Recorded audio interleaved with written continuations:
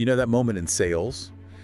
You're really connecting with the prospect, the presentation's going great, you feel like they totally get it, Mm-hmm. and then comes time to close, to ask for that decision. Yeah. And suddenly all that great momentum can just stall. You might hear those words, "Let me think it over." Oh, yeah. The classic. And we all know that often means something. Well, less positive. Absolutely. It's usually not about needing more thinking time. It's more like a polite way out, a sign something didn't quite land. And it's amazing how common that feeling is, that hesitation around the close. It really is. And look, that's exactly why you're here with us today. Welcome to the Deep Dive Library, where ideas become action. That's right. Now, this isn't just another book podcast. We break down the real core principles, like effective sales closing for the great material we're looking at, and we turn them into insights you can actually use for your growth, personal and professional. We really dig in. We don't just read books. Nope. We break them down to the bone. So if you're hungry for insights, if you're obsessed with growth, and you're ready to apply real lessons from some of the world's most powerful books, well, you're definitely in the right place. Absolutely. And hey, don't forget to subscribe, comment, and share seriously. One idea you hear here could change everything for you. Hit that bell, and let's dive deep. Let's do it. And to guide us through this really crucial part of sales, we've got our expert here to give us sharp analysis and connect all these dots to the bigger picture of, achievement. Happy to be here. Okay, so let's unpack this. The author of our source material talks about a real turning point, that initial fear, the one so many people face when it's actually time to ask for the sale. You can nail the presentation, build an amazing rapport, but then that closing moment, Yeah. it can feel like hitting some kind of invisible wall. And what's so critical, what the author realized, was that the obstacle wasn't, external stuff, not the product, not the competition. The real barrier was inside him. That hesitation, that internal feeling, that was the bottleneck. Exactly. And realizing that sparked what he calls the great question. Yes. Why is it that some salespeople are just consistently way more successful than others? It sounds so simple, doesn't it? Deceptively simple. But that question kicked off his whole journey into understanding sales mastery. It's that kind of fundamental question that leads to, big insights. And one of the most powerful ones is that closing well. It isn't some magic talent you're born with. Okay. It's a learnable skill. The author compares it to learning to drive a car. Interesting analogy. Yeah, at first it feels maybe overwhelming, a bit scary even, but with practice, learning the techniques, that anxiety fades. You gain mastery. That's really encouraging, actually, because I think a lot of people feel closing is just an innate thing. You either have it or you don't. But the material makes it clear it's a skill you develop. Okay. Now, the deep dive gets really interesting when it goes into developing a powerful sales personality. It says great closing actually starts inside you, your mindset, your character. This is the foundation. Seriously. The material argues your personality traits, who you are, actually matter more than maybe even deep product knowledge or clever closing tactics. More than skills even. Why? It's about the person you are and how you connect with others, how you resonate. And a huge part of that inner game is self-confidence. The source material points out how a lack of belief in yourself, it shows up in how you act. You might find excuses not to make those calls, or you shy away from asking for the order directly. Avoidance behaviors. And what's really neat is how self-confidence feeds itself. When you genuinely like and value yourself, other people tend to pick up on that. They like you more. Right. And that increases their trust, their confidence in what you're suggesting, makes them more open to buying. It's a positive cycle. It's like a magnetic pull, isn't it? Yeah. People are drawn to genuine confidence. Okay, another key part of this inner game is taking total ownership, like 100% responsibility for your results. Yes, accountability. There's that great story about the salesperson who always said, "My company." Not that active. It just perfectly shows that entrepreneurial mindset, that feeling of personal investment. It's about refusing to be a victim of circumstances.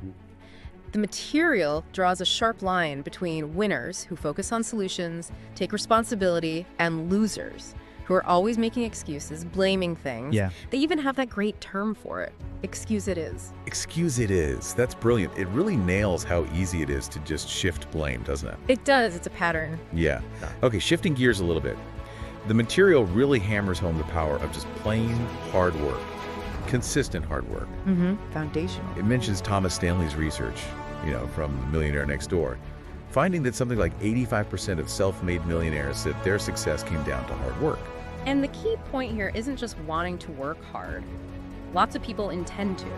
It's the doing it consistently. Successful people aren't planning to work hard later. They're actually putting in the hours day after day. Absolutely. And that discipline ties right into managing your time. We learned the average salesperson wastes, like 50% of their working time. Astonishing, isn't it? Half their potential just gone. Yeah. While the top performers, they treat every single minute like gold. They're early, they're focused, they squeeze the most out of their productive time. It's a fundamental respect for time. That H.L. Hunt quote fits perfectly. Know what you want and be willing to pay the price. And often that price includes really disciplined time management. It sure does. And there's that story that really shows the impact of just a little extra effort, the insurance company sales contest. Oh yeah, the trip. Just selling one extra policy each week during the contest. Yeah. It didn't seem like a huge jump, but you won them the big prize, a Caribbean trip. And the managers pointed out the real lesson. Doing that same extra bit all year long, that could permanently put those salespeople in a much higher income bracket. Wow. It just shows the power of compounding that extra effort. Consistent overachievement. It's the long game, isn't it? Okay, finally, under this personality umbrella, the material talks about desire and ambition. Real, genuine ambition. Crucial. The author is pretty blunt, saying if you lack ambition, you're basically closing the door on big achievements. It's that inner fire, that hunger to grow, that separates leaders from followers. Ambition is the engine. It provides that sustained drive you need for the hard work, the dedication, the long haul, which naturally leads us right into the next key piece: empathy and thinking long-term with customers. Exactly. Our source material brings up emotional quotient, EQ.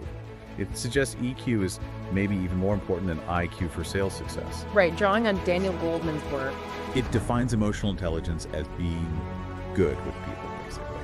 Being tuned into how others are thinking and feeling.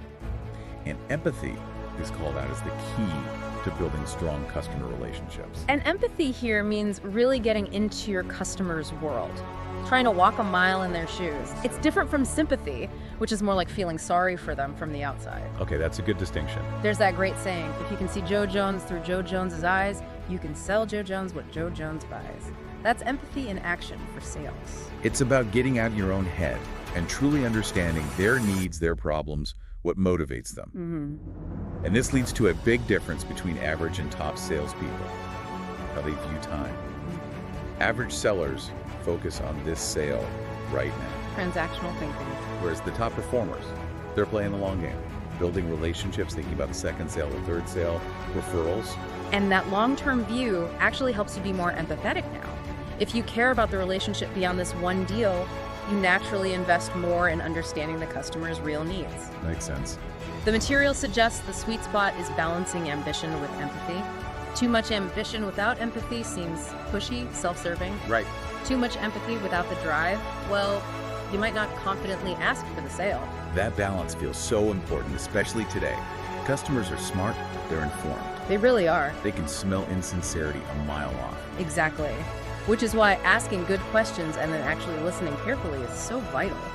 Think Stephen Covey. Seek first to understand, then to be understood. Classic. And so true here. The better you understand the customer, the better you can empathize, and the better you can position your solution in a way that genuinely helps them long term. It's about building real trust. The material also mentions willpower, determination, that keeping on attitude. Yeah, mental toughness. And needing to pay the price of success in advance. I like the line, there are never any traffic jams on the extra mile. Huh, that's a good one. It captures that willingness to do what others won't. These are the things that get you through the inevitable tough times. Right. The material also warns against chasing overnight success. Easy come, easy go. Right. Reality check. And points out that highest earnings often come later in a career, after you've built up knowledge and experience. So patience, looking ahead, it's key. Like Henry Ford's wisdom implies, avoid those get-rich-quick things. Sustainable success is built over time, with consistent, focused effort. Okay, so building on that foundation, let's get into the power of belief. That comes across as another absolute cornerstone in this material. Oh, it's huge. Absolutely fundamental. The material stresses you have to cultivate this deep belief.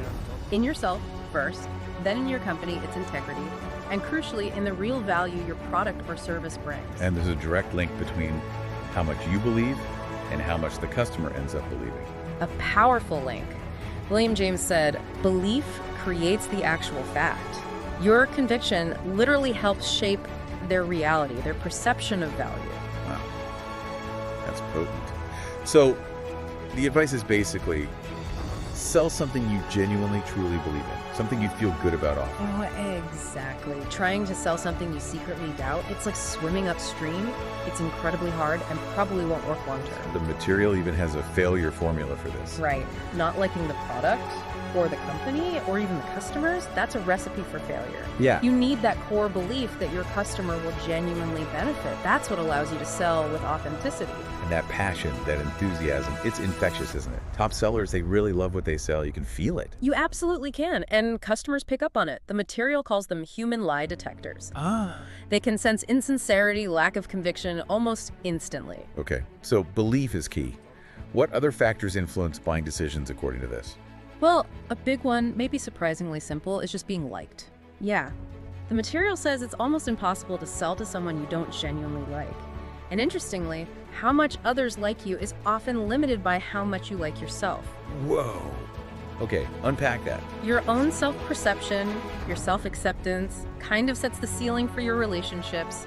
It impacts how you connect with everyone. That's a powerful thought. Yeah, Really work on that inner game, that self-regard. definitely. Another factor is choosing the right thing to sell. The material uses the analogy of dating or marriage. Finding the right fit. Exactly. Yeah. There needs to be a good chemistry, a compatibility between your personality and what you're representing. If your heart's not in it, it's just not going to work well. Right. That excitement about the benefits you offer, that's the real acid test for whether it's the right fit for you. It comes from that deep internal alignment. Okay. And what about how we view successful people? Yeah. Instead of being envious or resentful, the advice is to actively admire them. Admire, not envy. Because admiration helps program your subconscious for success. You start to internalize the mindsets and habits of the people you look up to. It guides your own actions, often without you even realizing it. That makes sense. You're focusing on the positive model. Precisely. And then there's the law of expectations. This is powerful. Okay. Whatever you expect with confidence becomes your own self-fulfilling prophecy. If you go into situations expecting success, confidently expecting it, you dramatically increase your chances of actually achieving it. And that applies to handling objections too, like when a customer pushes back initially. Absolutely. Those first objections often just knee-jerk reactions, normal skepticism. They aren't usually personal attacks. Right. Don't take it personally. Exactly. If you maintain that positive expectation, that confidence, and address their concerns calmly, you can often move past it successfully. Okay. And the last point in this area, the law of correspondence. Yes. Your outer world is a mirror of your inner world. Simple but profound. If you want to change your results, your life, you have to start by changing your thinking, your inner landscape. Deep stuff. Okay, let's shift now to something really practical. Continuous learning. This theme pops up again and again in the material. It's non-negotiable for top performance. The importance of reading daily in your field, even just 30 to 60 minutes, is stressed heavily. And the compounding effect is amazing, That's right? right. Like 50 books a year, 510 years. Exactly. Think of the knowledge, the ideas. There's that great story of Bob, whose whole life and career transformed just by consistently reading sales books. Wow. Reading brings in new ideas, new perspectives. It just speeds up your progress. It really is like fuel for growth. And it's not just reading passively. There's that sales manager's simple test. Yeah, I love that one. Just asking potential hires about their favorite sales books or audio programs. And finding a direct link between those who invest in learning and those who become top performers. It's a strong correlation. Reed Buckley's quote hits hard here. If you are not continually learning and upgrading your skills, somewhere, someone else is, and when you meet that person, you will lose. Oof, that's a wake-up call. It really is. It highlights that mastery isn't static. You have to keep sharpening the saw. And audio programs get a big thumbs up too, the whole classroom on wheels idea. Yeah, turning commute time, workout time, whatever, into learning time. It's incredibly efficient. And the Jago principle applies garbage in, garbage out. Or good in, good out. Exactly. What you feed your mind directly impacts your output, your results. Audio programs condense so much knowledge. It's like getting the highlights from dozens of books. And you can listen again and again, letting the ideas really sink in. It's a fantastic way to keep that growth mindset alive. Totally agree. Okay, now the material gives us 2 magic questions. They sound simple, but they seem really powerful for self-improvement. They really are. The idea is to ask these consciously right after every sales call, every interaction. Okay, what are they? The first one is, what did I do right? Okay, focusing on the positive. Exactly. Even if the call didn't end in a sale, focus on what worked. What strengths did you use? What went well? It stops you from just writing the whole thing off as a failure. Yeah, that makes sense. You reinforce the good stuff. And the second question? The second is, what would I do differently next time? Differently, not wrong. Okay. Right. It's proactive. It's about improvement, making adjustments for the future, whether the last call was a win or not. It keeps you learning and iterating. And the key is the positive framing, isn't it? Instead of beating yourself up with, what did I do wrong? Precisely. Asking, what did I do wrong, can be demoralizing. These questions keep you focused on solutions, on learning, on positive self-talk for the next time. They're about extracting lessons, not assigning blame. It's about turning every call into a mini lesson. Smart. Okay, now let's talk about something maybe less obvious, the influence of your reference group. I hadn't really thought about this in a sales context before. It's a huge factor, often underestimated. Your reference group, the people you spend the most time with, look up to, compare yourself to, they shape you. Who counts in that group? Your family, close friends, teachers, mentors, colleagues, the people whose opinions and behaviors influence yours. And the advice is to be really careful who you choose. Extremely careful. That Zig Ziglar quote is perfect. You cannot fly with the eagles if you continue to scratch with the turkeys. You need to actively seek out positive, ambitious, supportive people. Fly with the eagles, I like that. And just as important, consciously limit your exposure to negative people. The complainers, the critics, the energy vampires. Yeah. The material calls them loser slime. Pretty harsh, but it makes the point. Okay, point taken. Avoid the slime. Right. Top salespeople often seem like loners sometimes, but it's usually because they're just very selective about who they let influence them. They protect their mindset. Guarding your mental energy. Okay, now here's a really interesting tactic. The first 100 calls. Making calls deliberately not trying to sell. That sounds weird. It does sound counterintuitive, right? But it's a brilliant strategy, especially early on or when entering a new market. How does it work? You make those first 100 calls purely to learn. Remove the pressure of closing. Your only goal is to understand the prospect, their business, their needs, their objections. Ask questions, listen intently. So it's like a research phase, but interactive. Exactly. It lowers your anxiety, builds confidence super fast, and you gather incredible market intelligence. You learn the language, the real pain point. It's a surprising one. The material says sales often start happening anyway, almost by accident, because you're relaxed, curious, and genuinely connecting. Plus, those initial contacts often turn into sales down the road. It's a long-term investment. Shifting from pressure to connection and learning. I can see how that would work. Okay, so this brings us to the wrap-up, the call to action. It's about taking charge, being persistent. Yes. Ultimately, knowledge isn't enough. It's about action. The material ends with some really concrete action exercises. Right, like resolving to be the hardest worker. Yep. Planning to call 100 new prospects quickly. Developing that burning desire for your goals. Practicing empathy, thinking long-term. Expecting the best. Asking for testimonials, social proof. And crucially, developing that unshakable persistence. Never giving up. Those are things you can start doing today. And that Albert Hubbard quote is the perfect closer. There is no failure except in no longer trying. There is no defeat except from within. Wow. Really powerful. So as we wrap up this deep dive on closing, it's clear it's so much more than just asking for the order, isn't it? Oh, absolutely. It's your mindset, your commitment to always learning, your empathy, your long-term view, your belief, your persistence. It all weaves together. And mastering these things doesn't just help in sales, right? These are life skills. Definitely. They apply anywhere you need to interact, influence, connect, and achieve goals. So here's our final thought for you listening.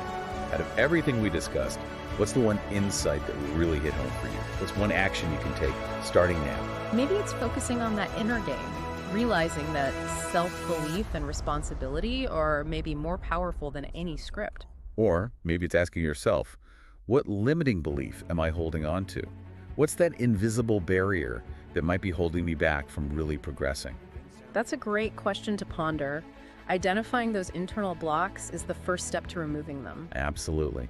And hey, if this deep dive sparks something for you, if you're hungry for more insights like these, please subscribe, drop a comment, share it with someone who needs to hear it. Your engagement really helps us keep doing this. It really does, because, like we always say here at the Deep Dive Library, one idea, just one shift in how you see things, it truly can change everything.